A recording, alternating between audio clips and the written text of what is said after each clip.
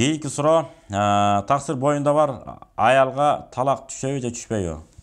Албетте талак түшөт, бирок бидий талак деп коет, бул жаман талак. Бул жеткен акмактык болуп эсептелет. Ошон үчүн кош бойлуу болду да күйөөсүнөн. Ошону жакшынакай сүйрүш менен сабыр кылып, ой кетем эле кетем, сени көргүм келбейт десе, мейли, балам төрөлсүн, төрөлөрү менен мен аталык милдетимди аткарып коеюн, анан кийин талак айтайын деген сыяктуу эмне кылыш керек? Мүмкүнчүлүк бериш керек аялга. Кээде аялдар кош болгон кезде өзгөчө биринчи жаңы кош болгон кезде өзүнөн өзү кыжалат болуп ыйлайт, өзүнөн өзү бир нерселерге ачууланат. Ошол кезде эркек кишилер аялдардын ушундай абалдары жөнүндө кичинекей китепчелерди окуп, же болбосо даяр медиктерге барып, жана гинекологторго консультация алып коюш керек. Аялдар кайсы жагынан ачуулуу болуп, кандай абалдар өзгөрүшү мүмкүн. Ошол нерселерди жаттап алса, кыскасы аялдар кош бойлуу болгон кезинде эч качан алардын зээнин кейитпей, сөздөрүнө аныктама, маани бербей, хоп жарайт, окей, сен айткан туура деп, англисче айтканда окей деп отуруп, эптеп аман эсен көз жардырып ал, көз жар анан сага көрсөтөм деген сыяктуу бир тамаша сыяктуу сөздөрдү айтып, тамашага айландырып жиберип, анан эркелеп жакшы карап коюш керек.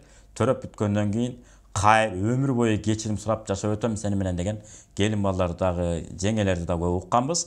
Эмнеге андай болдум билбейм, өзүмдөн өзүм кыжалат болуп эле, күйөөмдү көргөндө жалаңкычты көргөндөй болуп калгам. Мага талак бер деп суранган. Бирок кокус талак берип койсом, эмне кылат элем? Талаада калат элем да. Күйөөмө рахмат мени түшүнүп, туура түшүнүп койгонуна деп. Анысыңары аялдар жаңы кош болгон кезде ар кандай каприздетип калат деп коет го бизде, чыр болуп. Ошол кездерди туура түшүнүп өткөрүп коюш керек дагы, эч качан талак бербеш керек.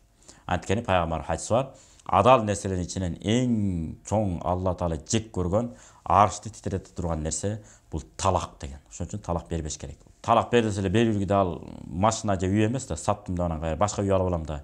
Бул машина сатып жүрүп башка машина алып алам да. Бул деген адам. Адам эмнени кордосо ошого, чөптү кордосоң көзүңө зыян деп атпайбы? Ансары адамды, аялды ким кордой турган болсо, эртеңки күнү анда аял чыкпай калышы мүмкүн. Тескерисинче аял күйөөсүн кордой турган болсо, эртең буну сүйүп, күйүп карай турган күйөө таппай калышы мүмкүн.